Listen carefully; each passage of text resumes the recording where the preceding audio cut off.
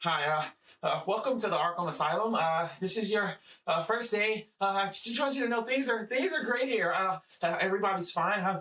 We have some of the nicest residents that you could ever ask to have. Everybody's good here. So I just want to wish you the best of luck. I have everything you need. I have the files. It has the files. It has everything you need to succeed here. Okay, so you're gonna take that from me. All right? Yeah. You all right, man? Yeah, you'll do fine. You'll do great. Sure, yeah, you can get help wherever you need, and down there, it's a guy named Arthur. He's a little weird, but he's nice when you get to know him. Yeah, maybe you can talk to him sometimes. Oh yeah, that guy. He says he's a comedian. He seems cool. I think he'd probably be one of my favorite residents, honestly. God, I just want to die. All right, well, you know what? I'm just gonna go ahead and make my rounds, get to know some of the residents. I'm really excited to start here. I guess I'll start with this Arthur guy. He says he's a comedian. I need something to laugh at. Traffic was a bitch getting here. Joker is the latest Warner Brothers release from But, all right, fine.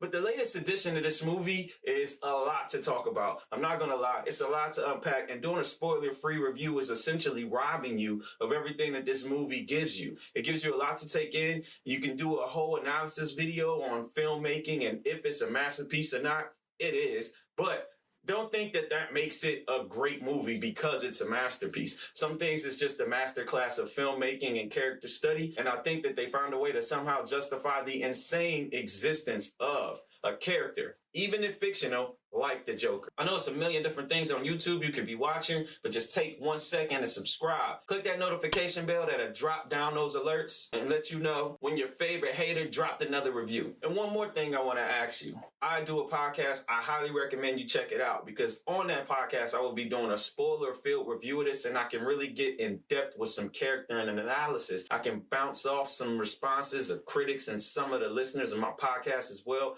It's just an experience I highly recommend because here I only got a minute, 1 minute to convince you to see the most nuanced film of the year, hands down. I mean, the most complicated thing that you're going to ever see. But if you buy it, it'll reward you. Pay you in gold. So let's get into it. I have 1 minute to convince you to see Joker that stars Joaquin Phoenix, directed by Todd Phillips, the guy from Hangover. Set the clock.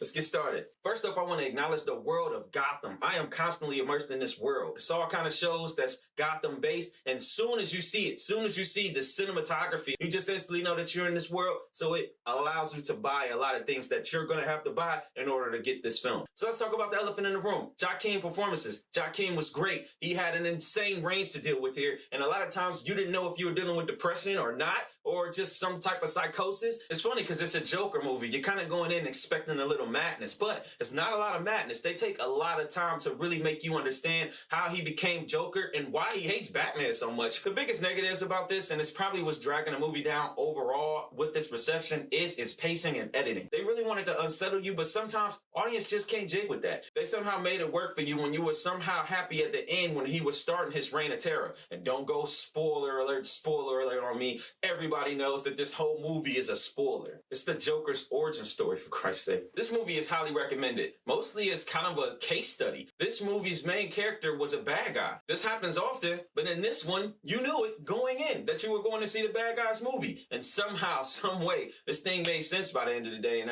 kudos to Todd Phillips. Kudos to the team at the DCEU.